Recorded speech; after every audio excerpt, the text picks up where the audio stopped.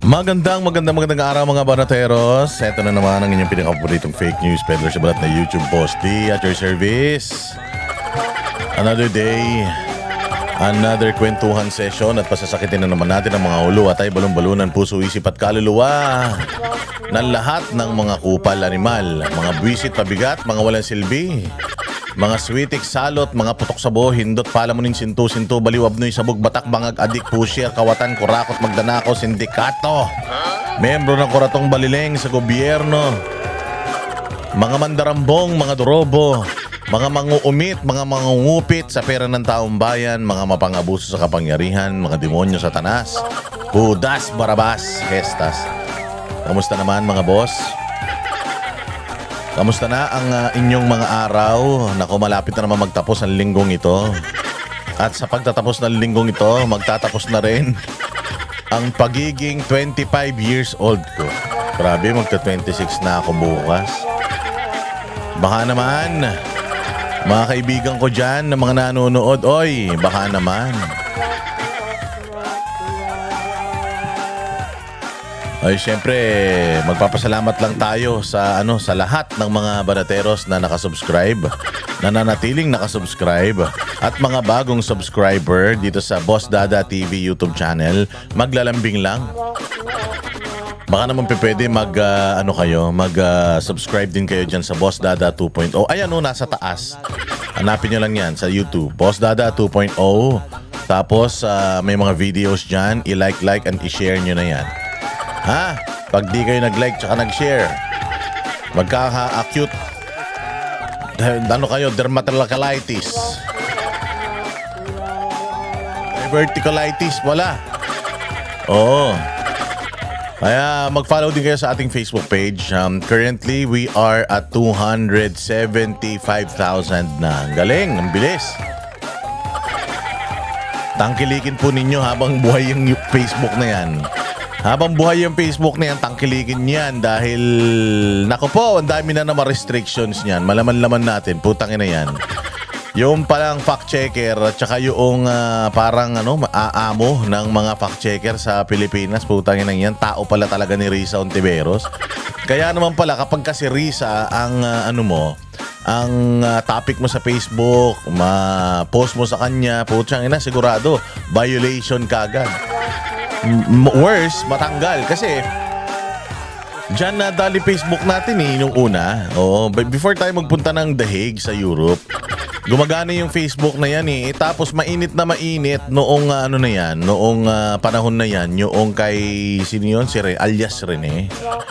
Yung alias Rene na na binayaran di umano ni Risa Ontiveros na magsinungaling sa Senado sa kanyang mga inquiry. Naglabas siya Naglabas siya ng mga pinagagawa ni Risa Oo, nagsalita siya. So ngayon, kinontent natin yan. Every time na nire-reactionan mo yun, pucha, yan yari Violation yung Facebook natin. Tapos tinake down. Mantakin mo yung Facebook page ko na pati yung personal account ko. Pati personal account Sa personal account, hindi ako nagpo-post doon ng mga ng mga political. Sa page lang. Aba, mantakin mo, tinake down yun. Simula nung nagsimula ako Friendster 5 years old pa lang ako noon nung Friendster. Tapos syempre alam nyo pa yung mga Yahoo Messenger dati, yung mga YMYM, diba? ASL, ganyan.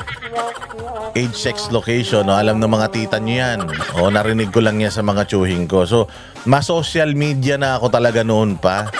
Tapos hanggang nagkaroon ng Friendster, nagkaroon ng Circles, tapos nagkaroon ng Facebook. Yan yung nag-up ang Facebook, yan na yung Facebook natin. So ang tagal-tagal na yan. More than a decade na yung Facebook. Bamantakin mo, sa tinagal-tagal na nagpo-post tayo dyan, ang dami ng mga administrasyon na dumaan. Pucha, imagine si Risa Ontiveros lang ang nakapagpa-takedown yan. Grabe. Talaga? Satanas talaga ang buwisit na babae na yan? Totoo. Totoo nga.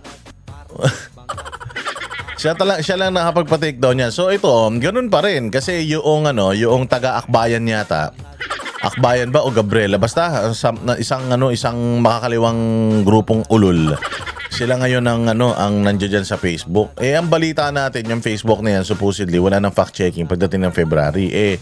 Wala pa man February. January pa man lang ngayon. So, ganon mga bossing, ang nangyari, tinake down yung natin, yung fact-checker nila, taga Alipores pala ni Risa Ontiveros. Kaya pala every time for Risa, ang daming boosting ngayon nung mga pagtakbo ni Risa sa 2028, yung mga mga picture niya nagkalat na nakakadiri. Kaya ayan, kamalas-malasan. Kaya samantalahin nyo na yung Facebook page natin na yan hanggang nandiyan pa yan. Dahil kapag kayan, na-trace ni Risa yan, sigurado si Bak yan. Kaya subscribe kayo dyan, follow kayo dyan, tayo dyan, nagre-reels tayo dyan. Kanain nyo ng kanain. Kami ang boses ng masa, hindi natatakot. Katotohanan lang, di kami nalulunod. Walang bahid ng sismis, lahat ay totoo. Kahit sino ka pa, pag mali ka babanatan ka. Walang pinipili kulay, wala kaming kinikilingan. Basta para sa bayan, kami lalaban. Pag tama palakpakan, pag mali banatan, di matitinag, di matatakot. Para sa bayan, tuloy ang sigaw. Sa harap ng kamera, walang halong takot. Mga baluktot, lahat kayo'y tutumba. Ang hustisya at totoo, yun lang ang mahalaga. Kahit sinong harang, di kami matitinag.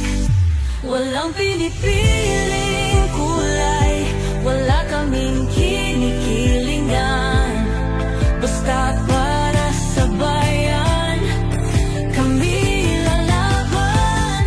Pag tama palakpakan, pag mali banatan, di matitinag, di matatakot. Para sa bayan,